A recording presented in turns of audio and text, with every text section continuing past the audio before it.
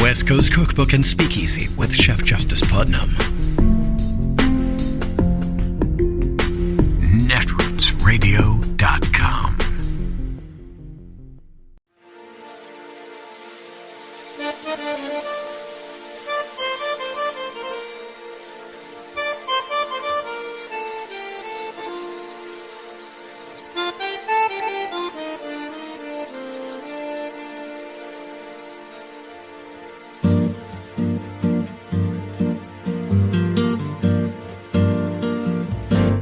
Je voudrais du soleil vert, des dentelles et des théières,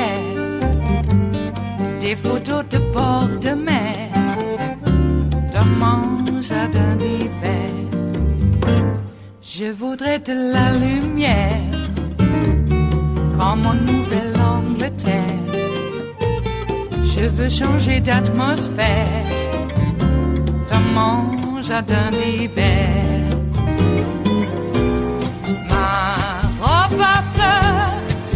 Sous la pluie de novembre, tes mains qui courent, je n'en peux plus de t'attendre. Les années passent, qu'il est loin, là je tombe. Nul ne peut nous entendre. Je voudrais du Fred Astaire. We have new CNN reporting this morning about a deliberate effort from Donald Trump's legal team to pit federal judges against each other, all in an effort to avoid going to trial before Election Day. As of now, the election interference case in Washington is on hold as the Supreme Court weighs Trump's claim of presidential immunity.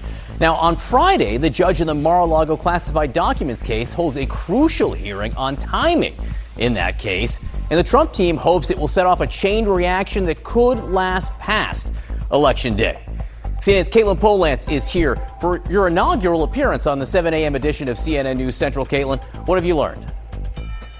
Well, John, Donald Trump doesn't want to go to trial. That's not new, but the strategy that he is going to be employing through his lawyers does appear to be something we're going to see play out in the coming days. So right now, Trump is set to go to trial in New York in his hush money case at the end of March. That'll block out the calendar for him to be in trial as a criminal defendant late March to about mid-May.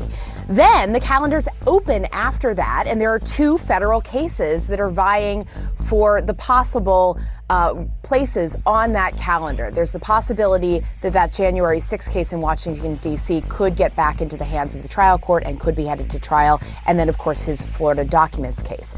But just this week, his lawyers are headed into a really crucial hearing in that Florida documents case before Judge Eileen Cannon. They have a trial set for the end of May. It's very likely that that's going to get moved. So what they want to do is move it just a little bit, just a month or two into July, and then the possibility could arise, because that case is so complicated with classified documents, that it might have to move again. So it would essentially elbow out any other trial if it just has a place in the calendar and gets moved along through the summer, so Trump would achieve his ultimate goal of not going to trial before the election.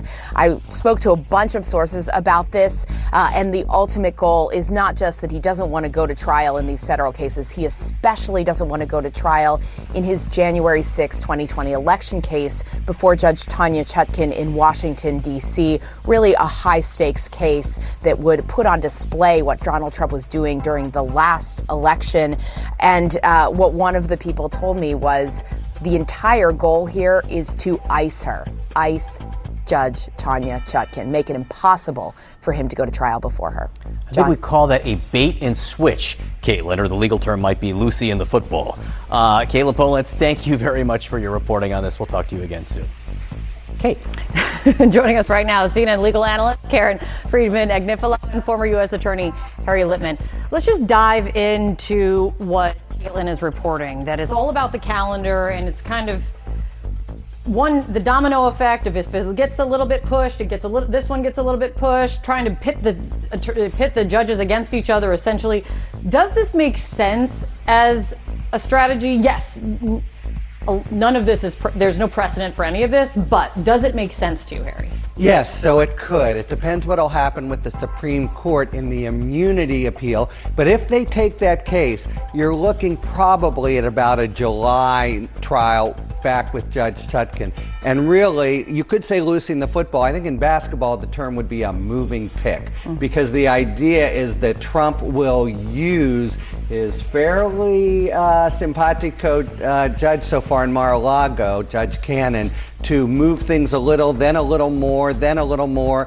They'll block July, that's the hope, but then they will move it thereafter, later, after Judge Chutkan's already been sort of boxed out. That's the play here. If that's the play, and it's being reported on and it's known, is there anything a singular judge can do to avoid being iced out, boxed out, being part of this play, Karen? I mean, what do you see here?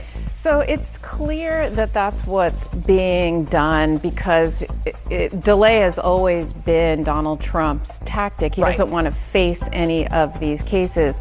But federal practitioners, state practitioners, judges, anyone who practices trial law or criminal trial prosecution, everybody knows what is going on here. This is not news to any of the people involved. And so that's why they will make sure that they aren't used as a pawn in this game. If these cases can go, they will go. So I am not as concerned from a strategic standpoint. It's really just a matter of whether they can fit these cases in and whether there is enough time. As Harry said, waiting on the Supreme Court is really the key as to when Judge Chutkan's case will go. Everybody knows that the Cannon case is not going in May, despite the fact that she won't take it off the calendar. So that is clear to the people involved. It seems someone looking from the outside in might think, okay, so one gets pushed and another has to be pushed back. Is there a universe of possibility that how the calendar lines up, some of this overlaps? Very much so, and of course, that's the thing about a criminal trial. The defendant actually has to be there. So a judge won't schedule it for it actually to be overlapping, but they talk to one another, and there's, we already know that they sort of check in, when will yours really go, etc. Judge Cannon, though, is the big variable here, because to all appearances, she now has a whole set of motions that could push things a little more. We'll know Friday. She has a scheduling hearing, and it's already pretty clear she's going to push it just on what she's done so far, before even this whole set of motions came in last week. So she could go to about July, and that would encumber things if it stays there, and of course it may well not stay there. Because when it comes to what Judge Cannon is faced with, there is the very complicated element of classified documents that are involved in this case. Is that going to be the core of any delay, any push? Is just everything that out of necessity is involved with classified documents? It doesn't have to be, but it could, for sure. And Donald Trump, one of the motions that he has made is he wants access to more than stuff that's relevant to the case. He wants access to documents that's where some of the fighting is about, correct, right? to things that have nothing to do with the case, and that's causing a delay. So in some ways, it's unclear whether he actually wants these irrelevant documents or whether he's utilizing this as a way to just continue to push the case so that there is delay. One quick question. He tends to be indulgent on that where other judges aren't, so it could always be a hearing, briefing, etc., and the weeks tick off. One quick question beyond court dates. There's also time pressure that Donald Trump seems to be under to start putting up money for the civil judgments that have come against him. A reminder to everyone, Donald Trump is ordered to pay $355 million penalty plus interest now in the civil fraud case, and he faces an $83.3 million judgment in the defamation case brought by E. Jean Carroll. Trump, he's vowed to appeal, but that doesn't necessarily stop the clock in terms of when he needs to start putting up some kind of money. What happens here? Yeah, on the contrary, it starts the clock. So last Friday, that big judgment, $350, maybe $450, depending on interest, is now ticking. He has 30 days to put up a big bond, and if he doesn't have the cash, and we really don't know about his liquidity, It looks like he's going to have to post collateral and maybe encumber or even sell some of his landmark crown jewel buildings. Yeah, so add that to the calendar of things we really have to keep an eye on. It is Monday, the 26th of February of 2024, and you are in West Coast Cookbook and Speakeasy. I am your chef de cuisine, Justice Putnam. Gunner, the English bulldog, is our snoozing sous chef. Precious, the little Yorkie, is our door girl.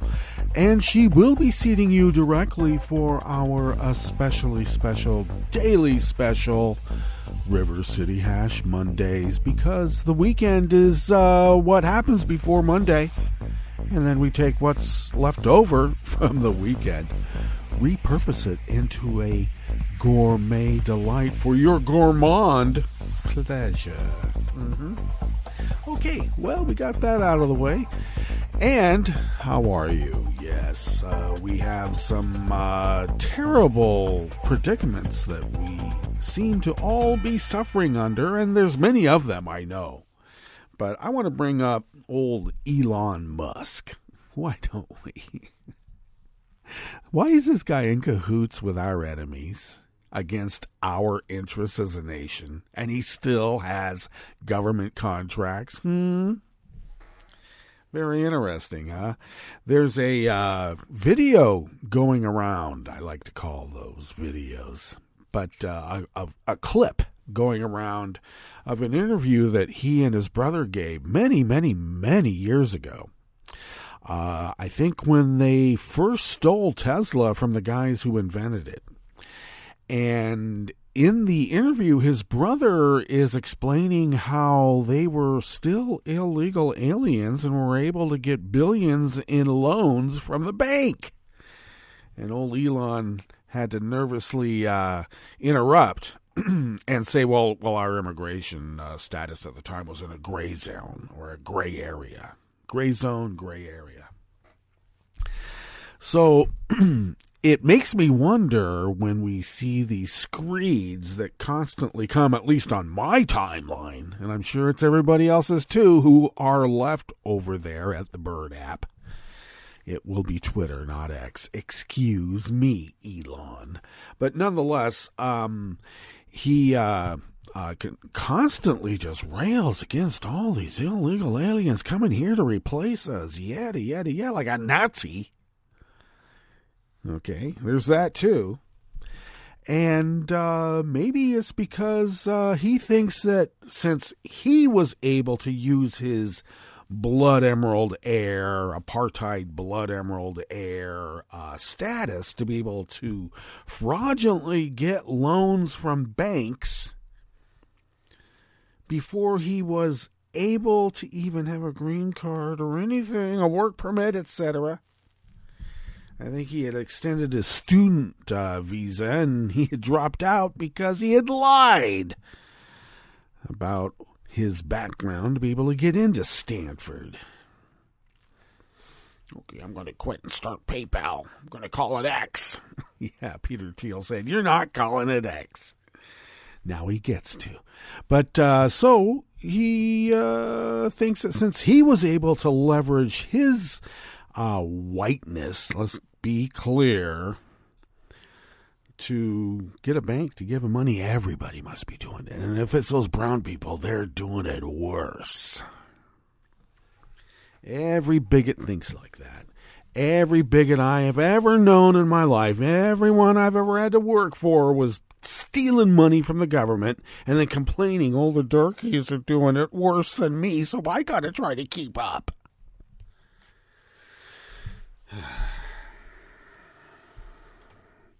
So when they steal an election, they are convinced in their brains they're doing it to keep up.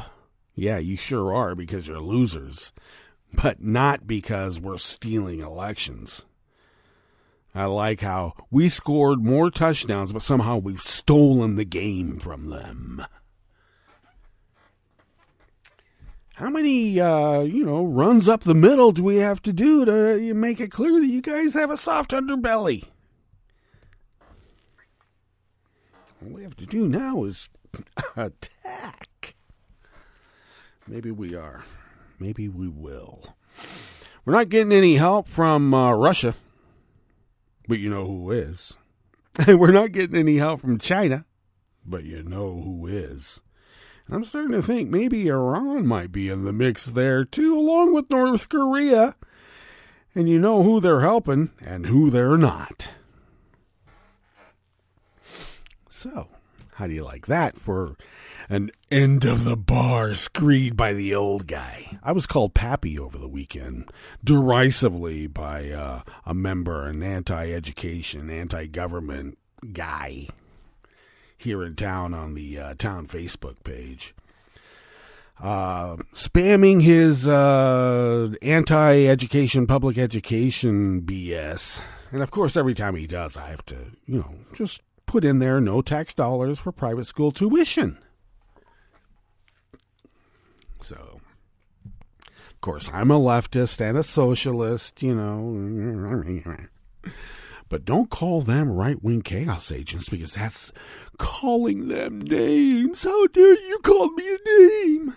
After I have to put up with this, you're a leftist, commie, socialist. Yeah, why didn't you just put a bullseye on my back, pal? Because around here, some people really take it seriously. Like, if you're a leftist, you're a witch.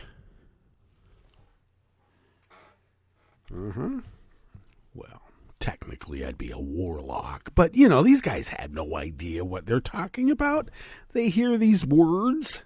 Witch. It's a witch hunt. Okay. Their idea of a witch hunt is hunting for witches. Literally. And they'll string them up or burn them at the stake, whichever. Most witches were hung, just so you know. Even the ones in Salem. Not burned at the stake. Not usually. But anyway, it makes for a good visual. Speaking of burning at the stake, some service member, they say, went off the deep end and self-immolated himself in front of the Israeli consulate, or some weirdo thing. I guess his protest against Genocide Joe. You want to know how brainwashing works? That's one. Because that whole movement is AstroTurf.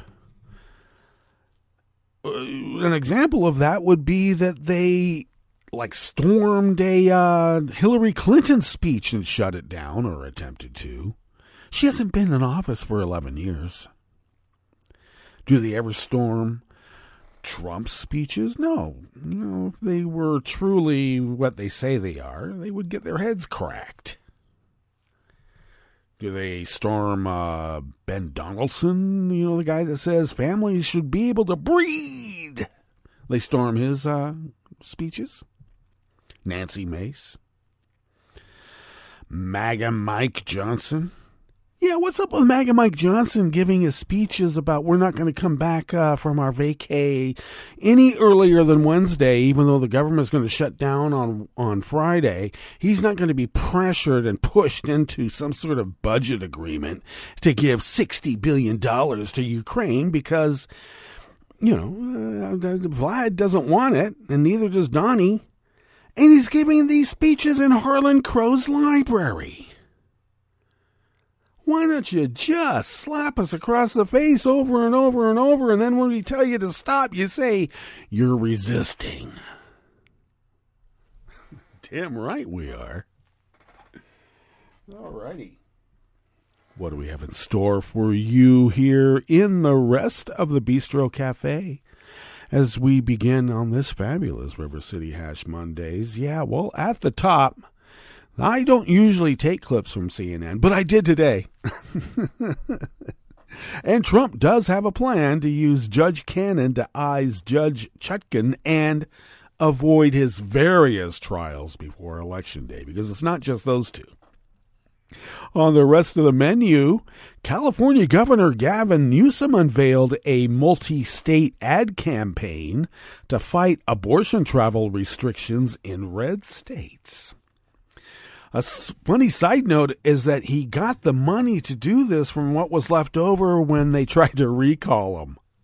And they weren't able to, and so now he's putting the rest of that money to good use. Good. A severe lack of affordable housing is testing Oregon's pioneering land use law. And the Department of Justice has foiled 4 state-sponsored assassination plots on U.S. soil since 2022. After the break, we move to the chef's table where Caribbean leaders met with Haitian Prime Minister Ariel Henry to talk about the country's unrelenting gang violence with a foreign force deployment on the agenda. And the Eiffel Tower has reopened to visitors after a 6-day closure due to an employee strike. All that and more on West Coast Cookbook and Speakeasy. Bon appetit.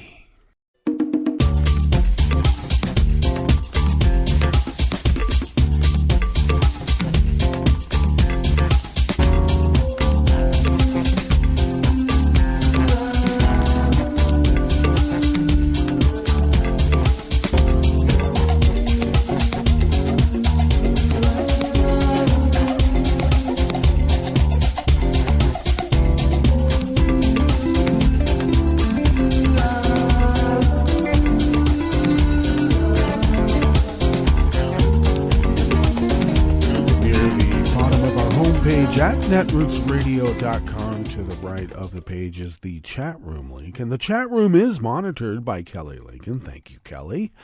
Across the page to the left from that chat room link, near the bottom of our homepage at netrootsradio.com, is the link to our Patreon page. And if you could become a recurring Patreon of Netroots Radio, and if you could possibly send us what you might spend on, well, I don't know, how about an espresso-type coffee drink, for instance?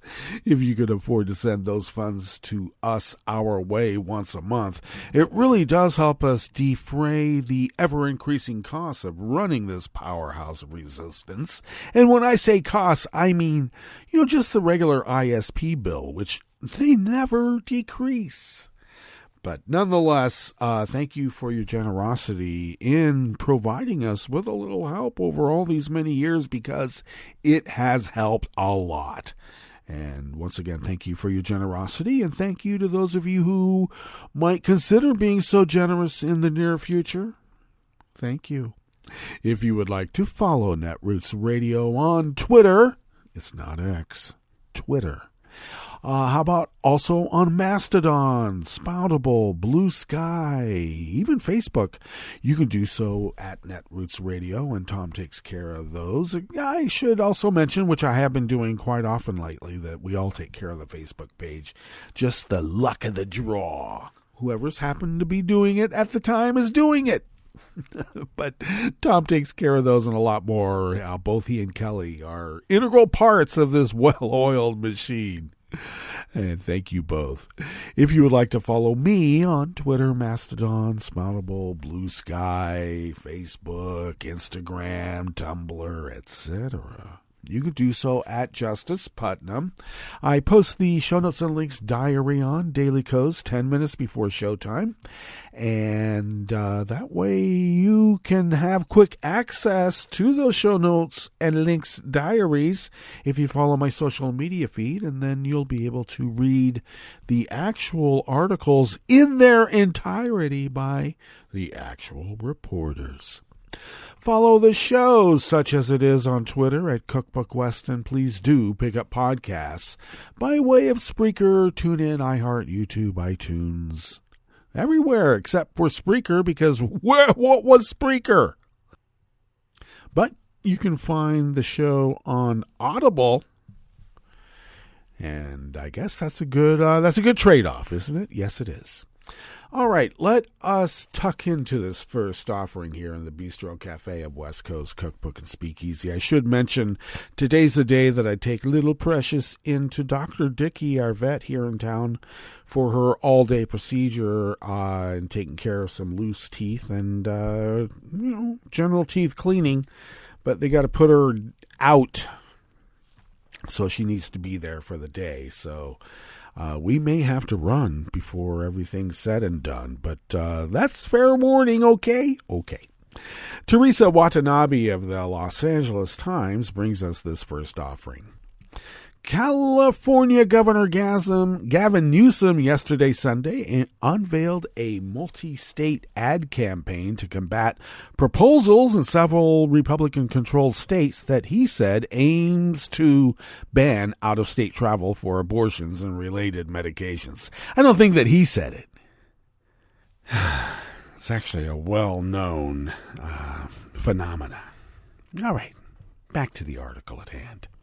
The six-figure ad campaign and an online petition effort are set to launch today, Monday, beginning with a TV ad targeting a bill under consideration in Tennessee. There, 8 Republican male state legislatures, I think they're men, aren't they, are primary co-sponsors of bills that would create a felony offense of abortion trafficking, making it a crime for adults to help minors obtain an abortion or medications to end early pregnancies without the consent of parents or legal guardians. The bill also would allow civil lawsuits for the wrongful death of an unborn child that was aborted. Blastocysts are children. Similar legislation is pending in several states that have banned or tightly restricted abortion, including Oklahoma, Mississippi, and Alabama. Newsom plans to take them on with righttotravel.org, an effort paid for by a National Political Action Committee. He launched last spring with $10 million from his state campaign funds. The campaign funds were when Republicans tried to recall him. You reap what you sow. All righty. He has said the effort, dubbed the Campaign for Democracy, is meant to boost Democrats and counter a radically conservative GOP agenda.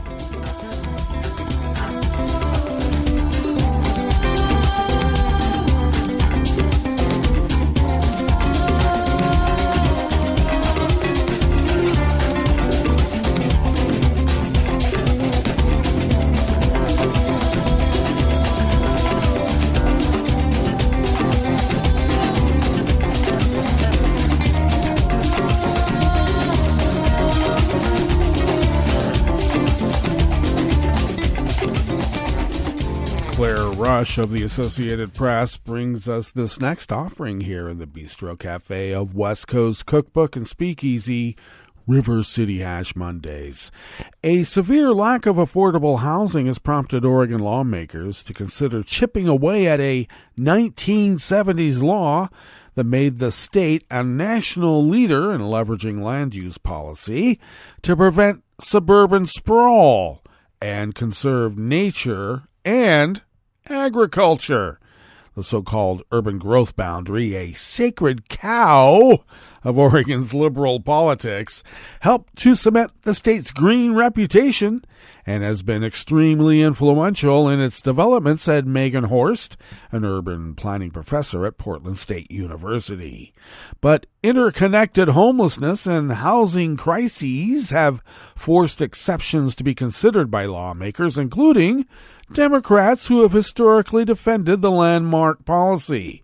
The sole bill introduced by Democratic Governor Tina Kotek during this year's short legislative session is a sweeping housing package aiming to jumpstart home construction by tweaking the 1973 law, which essentially drew a circle around cities to protect farmland, forests, and nature from urban encroachment. Lawmakers have just 2 weeks to approve the bill before the session ends on March 10th.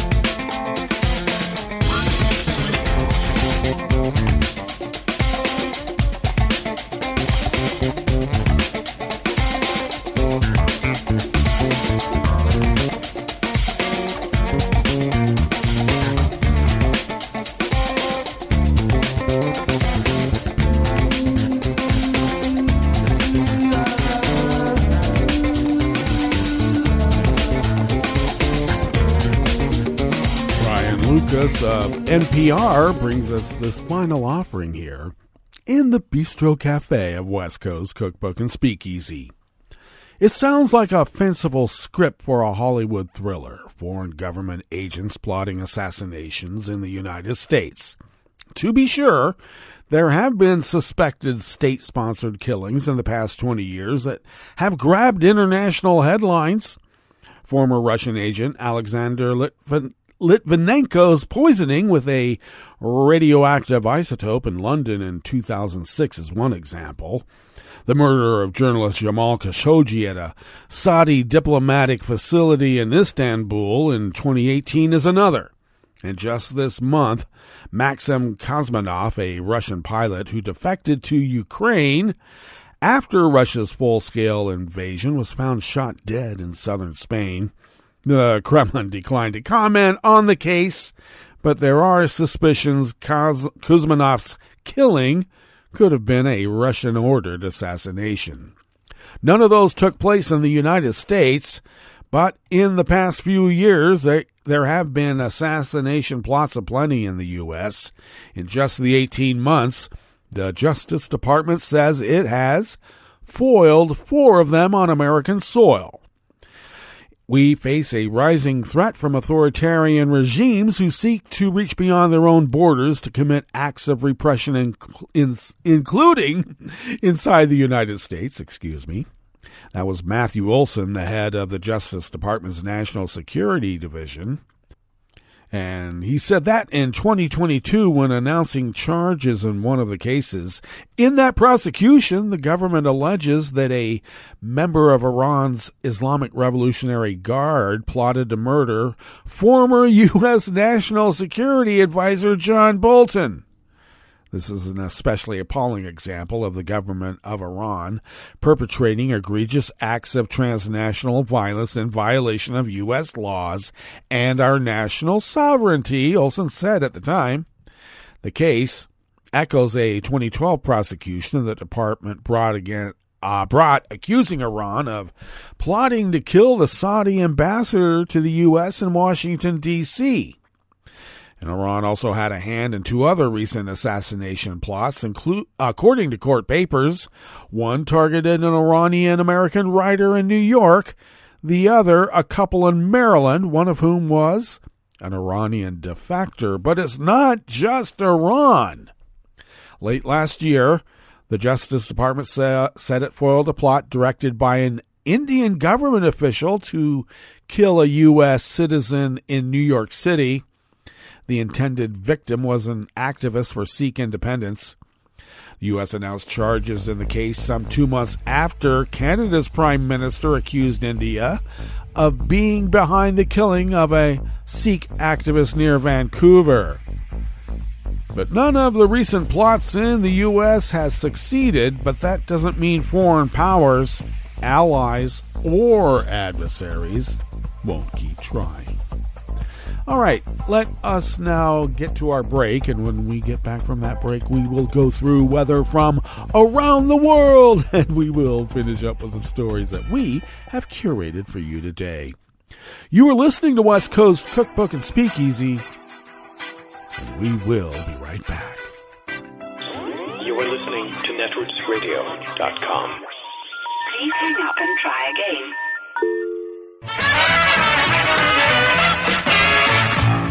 From a point at sea to the circles of your mind, a new force is at work for planetary transformation. New radio for a new Earth.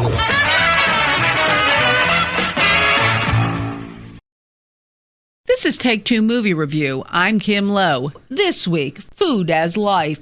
If awards were given to the best-looking portrayal of food in movies, then Anh Hung Tran's The Taste of Things would be a shoo-in. The meals in this movie, which are as central to the plot as the performances of the leads, are presented in such a way that you might wish that Smell-O-Vision had gotten off the ground. Either that or wish for an app that would allow you to purchase the meals that are being shown on screen. As the opening shots make clear, the food presented here is a metaphor for life, or specifically, the 2 lives at the heart of this film. Set in late 19 19th century France, the movie tells the tale of Eugenie, a talented cook played by Juliette Binoche, and Dodin, Benoit Magimel, a gourmet. While Dodin may have started out as the boss, by the time the film takes place, which is 20 years after Dodin hired Eugenie, the pair's relationship has shifted to the point that they are a team. Indeed, the pair have grown close enough to eventually become lovers, but the main love and passion the pair share is, and clearly always has been, food.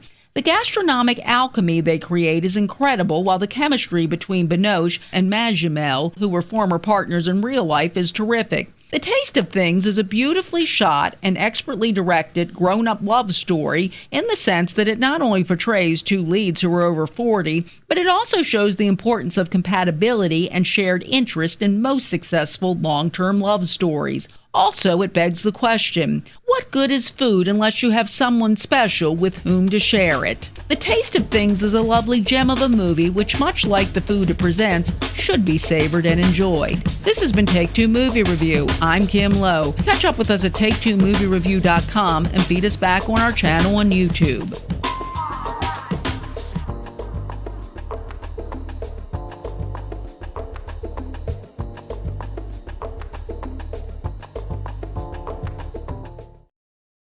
Prediction is powerful. For as long as people have been thinking about the future, we've also been trying to predict it.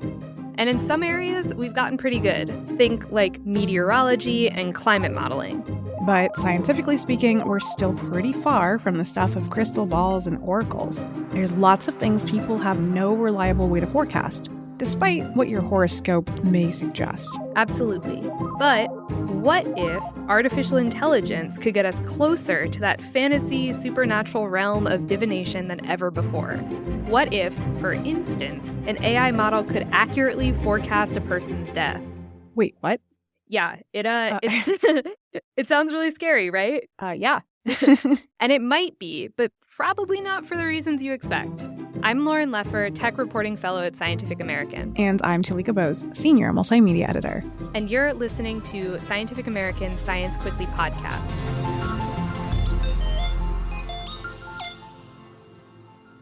So, Talika, death. We're all going to do it one day, but if you could know when you were going to die, would you want to? No, I would not. You didn't even let me finish the question. No, I don't want to know. Yeah, me either. It seems like a super obvious case of TMI. Yeah, for sure. But the inherently unsettling nature of an AI calculator that spits out death predictions didn't stop researchers from developing just that. The tool is called Life2Vec and was described in a study published late last year. And it's really an AI widget that says when you're going to die? Yes and no. Life2Vec isn't just a death predictor. It's way more general than that. It can offer more than just mortality forecasts. One big caveat right up front, though, it's hard to know exactly how accurate any of its predictions are at the moment. No one is claiming that the tool can definitively predict an individual person's death. And it's also trained on a very specific data set, namely one that contains information on residents of Denmark. So it can't offer meaningful predictions about anyone who isn't Danish. Okay, so that's a relief. But can we go back to the, quote, more general thing? Like, what else can it predict? Yeah, so, maybe it's a big deal for Danes. But on top of forecasting mortality over a 4-year period specifically, the developers also tested their tool's ability to predict people's answers to personality questions and to forecast if someone would make an international move. Interesting. Mm-hmm. In all 3 of these tests, Life2Vec seemed to perform pretty well. It had a higher accuracy than other prediction methods the researchers compared it to. For the death test, that meant about 78% accurate, and moving abroad was about 73%. Whoa. Yep. But again, it's hard to know exactly what accuracy really means here. Okay, hold up. So the death calculator could also predict personality traits and if people would live abroad. Like, how? I mean, how are these things related? Okay, so let's take a step back here. Life2Vec is a machine learning model, which basically just means it's a big computer program made to detect patterns in very large data sets. Okay. The researchers, they built this model and trained it on tons of government-collected information on millions of people living in Denmark. They had employment history, basic demographic data, and also information on just about every interaction between people and the Danish medical system, because Denmark has universal healthcare. Wow, that must be nice. Yeah, truly. Anyway, the researchers took all this data for each person, organized it into timelines, and Life2Vec was fed all these timelines and trained to pick up on patterns between the different events that show up in a person's life. So like, how are location and salary related? Do people diagnosed with certain diseases survive? Do people with certain professions tend to live longer? Do people with certain career paths have certain personality traits? Exactly. That's how you can go from something like demographic info to personality questionnaire. That's so interesting. Right. And from there, the researchers can ask versions of the model to make predictions based on all those timelines. The extra interesting thing here with Life2Vec isn't just that it makes these predictions, though. Again, we've been doing that forever. It's how it does it. It's a type of model usually used for chatbots and language processing. It basically runs like souped-up autocomplete. Okay, wait. So the death predictions are like auto-completing someone's life? That is one way to put it. You give the model the life event timeline, you ask it a specific question, and it predicts the next relevant step in the timeline based on the prompt. Sometimes that means predicting death. Okay, yeah. This sounds way too much like a Black Mirror episode. Your phone's autocomplete starts to spit out, you'll die in 7 days type messages. Yeah, you should pitch that to Netflix. I'm on it. We can be co-writers. Awesome. So a little bit ago, you kept touching on Life2Vec's accuracy. Like, what was that about? Yeah, so I talked with some statistical and life modeling experts about this, and none of them were super convinced by those 70+% accurate numbers that the researchers reported in the study. My favorite quote on this came from Christina Silcox, Director for Digital Health at Duke Margolis Center for Health Policy. I asked her how powerful she thought Life2Vec's mortality predictions are, and she said, quote, "I would not quit my job and go to the Bahamas based on this thing." Okay, that's kind of a burn. Yeah, it's more of a statement on how hard it is to predict something like death and to assess the accuracy of something so new. There's really nothing obvious to compare Life2Vec to. So you can't just see how much better it is than like flipping a coin or something. No. Data and statistics are super wonky, particularly around death, which is a rare event if you think about it. It only happens once in a person's life, and young people don't tend to die very often. In fact, if you were to just assume that everyone between like 25 and 50 in a population was going to live in a given year, you'd already be a really accurate death oracle. You'd be right most of the time. Okay, so that means like you've got to figure out what it means to actually be good at predicting death. And then compare Life2Vec to that, right? Totally. And that's the big question mark. Got it. So what could you use this for if not to tell you when it's time to go permanent vacation mode? Like, if we don't know how good it is, what is the point, in all fairness? Great question. There are a lot of potential uses down the road with more testing. For one, the model could help us understand disease prognosis and health outcomes. And from a sociology angle, which is where the study authors were really coming from, you can use Life2Vec to tease out hidden societal biases, links between age or country of origin, and professional advancement. So all of that sounds theoretically cool, but I'm stuck on this idea, that this will be used in a bad and scary way, like Minority Report style punishing crimes before they happen sort of stuff. It's a really valid concern. Thank you for validating. Of course. There is definitely an ethical risk with tools like this. The study authors are aware of it. They were careful to note all the ways that Danish privacy and anti-discrimination laws restrict how Life2Vec can be used. It's not just going to be a freely available tool. Academic and government researchers will have to apply to use it for specified purposes, and they have a responsibility to protect people's data. Okay, cool. That's better than nothing, I guess. Yep. And if it makes you feel any better, the study author I spoke with, Soon Lemon, told me that he worked on this research because he trusts the Danish government. But in the US or another country without a comprehensive data privacy law, he probably wouldn't have been so comfortable. Okay, so as someone that lives in the US, that doesn't make me feel better. Fair. Different approach then. To double down and make you feel worse, we kind of sort of already live in a version of the terrifying Minority Report world. In the US, there's predictive policing, and judges actually make sentencing decisions sometimes with the help of AI algorithms.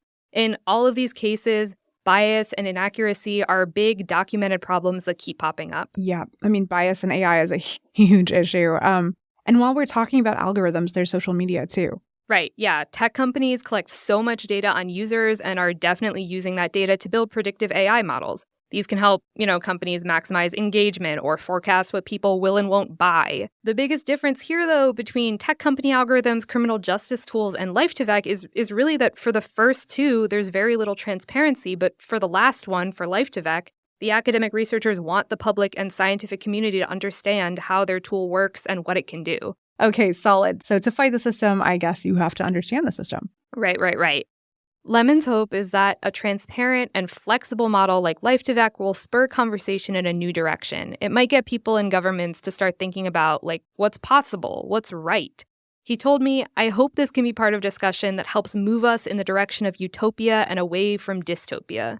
Utopia is a really big goal, but I hope he's right. Also, I would settle for, not dystopia. Yeah, honestly. Me too. Any zone in between is good with me. But I'm cool with that. It is a lofty goal. You're right about that. So Talika, what have we learned here? I'm giving you a little test. Denmark seems cool. A+. You passed. Science Quickly is produced by Jeff Delvicio, Talika Bose, Kelso Harper, and Corinne Leong. Our show is edited by Ella Fetter and Alexa Lim. Our theme music was composed by Dominic Smith. Don't forget to subscribe to Science Quickly wherever you get your podcasts. For more in-depth science news and features, go to scientificamerican.com. And if you like the show, give us a rating or a review. For Scientific American's Science Quickly, I'm Lauren Leffer. And I'm Talika Bose. See you next time.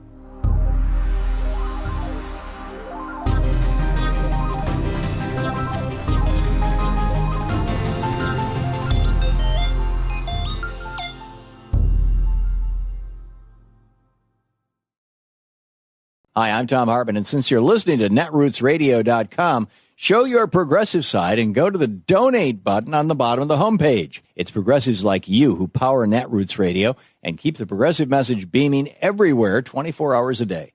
Just go to our donate button at the bottom of netrootsradio.com. Thank you for keeping progressive radio at full power.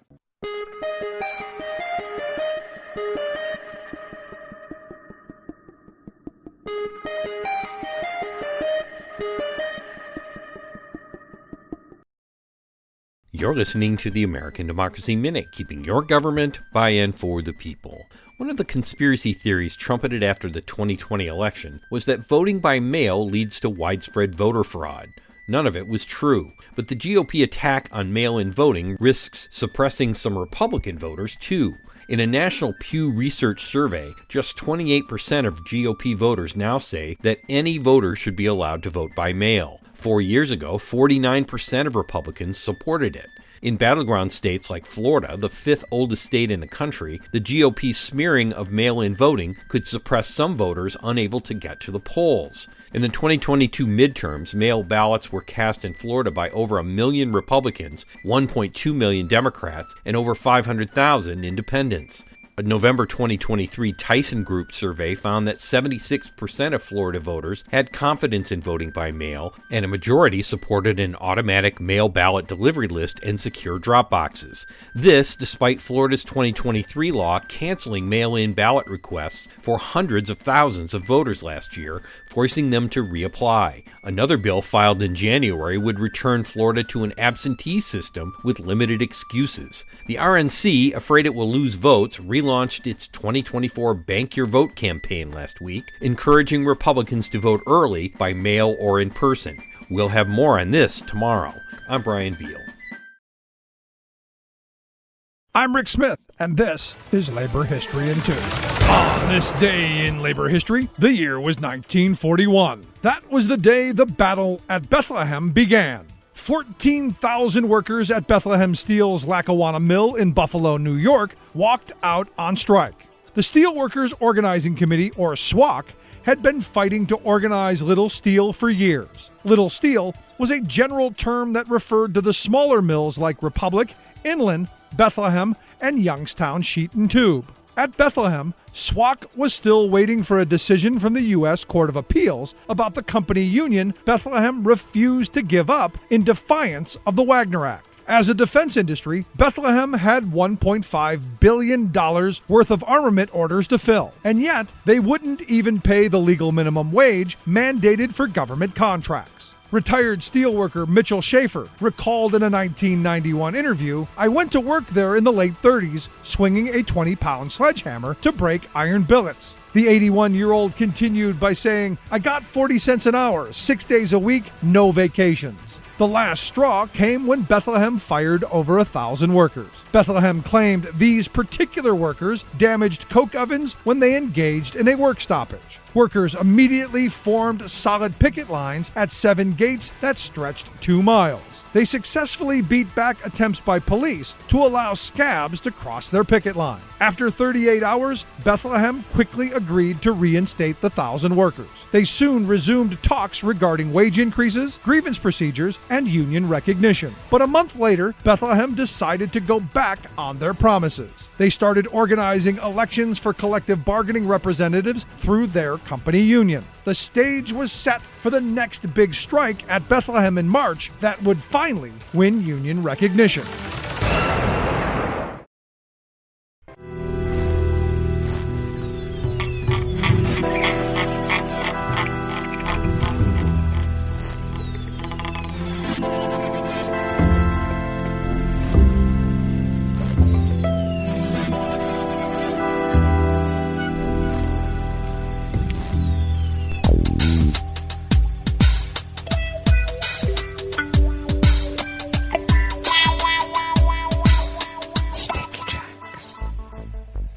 Thank you for accompanying us here to the chef's table at West Coast Cookbook and Speakeasy, River City Hash Mondays.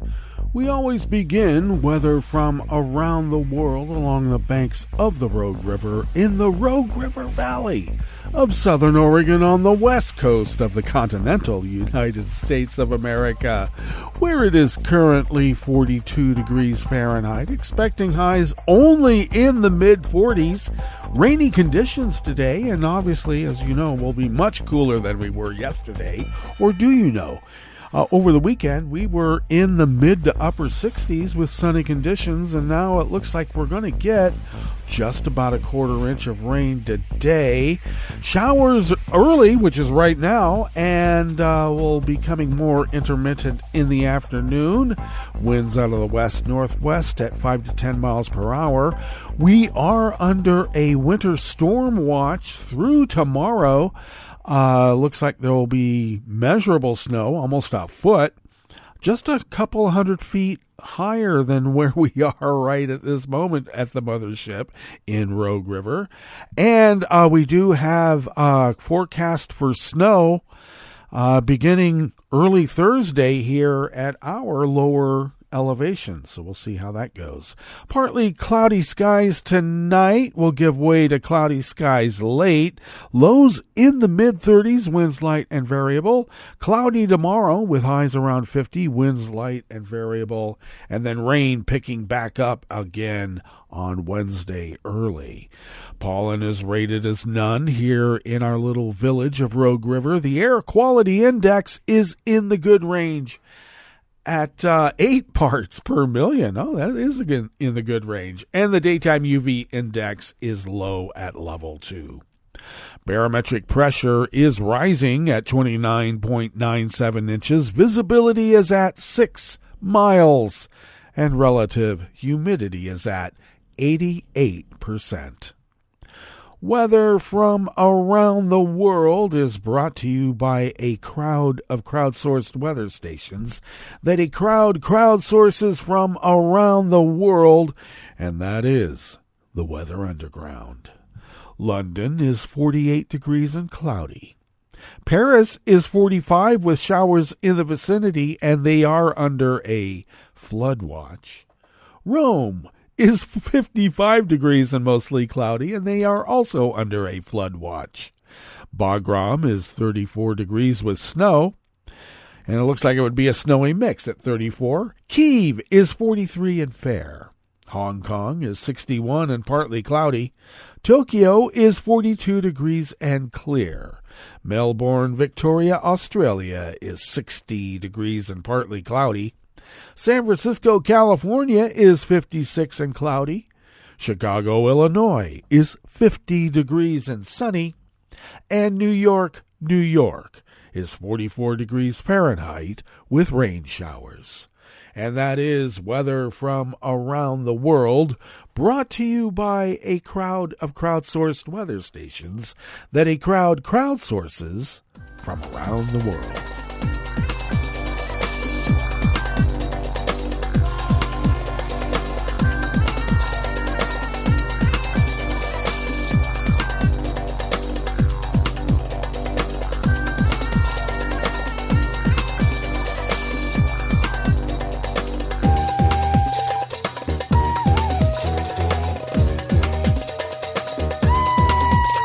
Bert Wilkinson of the Associated Press brings us this first amuse-bouche here at the Chef's Table at West Coast Cookbook and Speakeasy, River City Hash Mondays.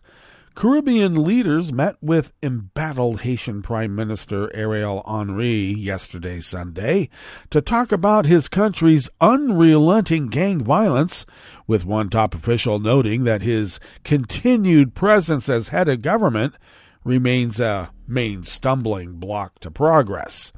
Bahamian Foreign Minister Fred Mitchell told the AP that opposition leaders and other groups in Haiti oppose Henry as prime minister, even as the regional trade bloc known as CARICOM keeps trying to help change the country's situation. Mitchell said the international community also questions how the country would function if Haiti's prime minister resigns or is removed, adding that there needs to be a political solution. In brief comments to the AP, Henry said that calls for his removal are a power grab and that nothing will happen unless we work together. Earlier this month, demonstrators across Haiti organized protests that turned violent as they demanded that Henry resign. Mitchell spoke to the AP after meeting with Henry and other Caribbean leaders behind closed doors in Guyana before a 4-day CARICOM summit in the South American country.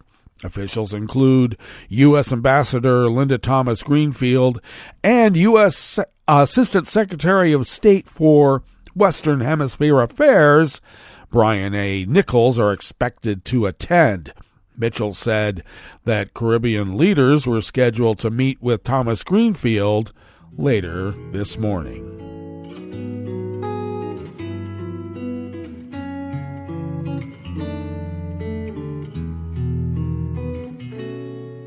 Je te donne c'est mon amour pour la vie entière.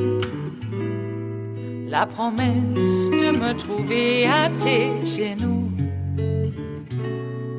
Aussitôt que tu m'appelles, rester toujours fidèle. C'est tout, c'est tout. Je te donne tous mes printemps, mes étés de mer, mes automnes quand les feuilles tombent partout. Si ce n'est pas une bonne affaire, je te donne tous mes hivers. Staff at the World Desk of the Associated Press brings us this final amuse-bouche here at the Chef's Table at West Coast Cookbook and Speakeasy. The Eiffel Tower reopened to visitors yesterday, Sunday, after a 6-day closure because of striking employees demanding better maintenance of the historic landmark that is showing traces of dust, and they'd also like a few salary hikes. The operator of the 1,083-foot tower said in a statement it reached an agreement with the unions representing the workers after promising to allocate an ambitious $412 million investment by 2031 for renovation work. This week, it also launched salary negotiations expected to be finalized next month after employees on strike demanded an increase proportionate to revenue from ticket sales. The 135-year-old tower will feature prominently in the July 26th through August 11th Paris Games and the following Paralympics. The Olympic and Paralympics medals in Paris are being embedded with pieces from a hexagonal chunk of iron taken from the historic landmark. The Eiffel Tower is typically open 365 days a year, Last year, the monument was closed to visitors for 10 days during massive protests against the government's plan to reform the country's pension system. Well, that brings us to the end of our broadcast period for the day, but you do know Netroots Radio broadcasts on, and we will meet up here tomorrow for Terrytown Chowder Tuesdays. So do stay tuned to Netroots Radio all day and all night for all the breaking news as it breaks, and we will meet up here tomorrow, right here in West Coast Cookbook and Speakeasy. Bon appetit.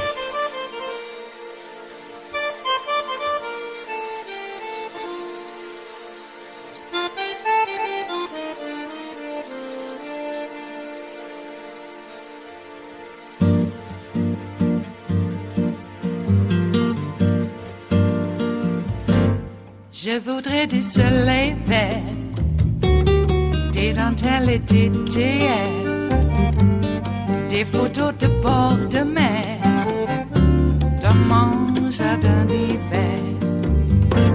Je voudrais de la lumière, comme en Nouvelle-Angleterre. Je veux changer d'atmosphère, dans mon jardin d'hiver. Robe à fleurs sous la pluie de novembre, tes mains qui courent, je n'en peux plus de t'attendre. Les années passent, qu'il est loin, là je tombe. Nul ne peut nous entendre. Je voudrais du Fred Astaire, revoir un latte Goël. Je voudrais toujours te plaire dans mon jardin d'hiver. Je veux déjeuner par terre, comme au long de golfe clair, t'embrasser les yeux ouverts dans mon jardin d'hiver.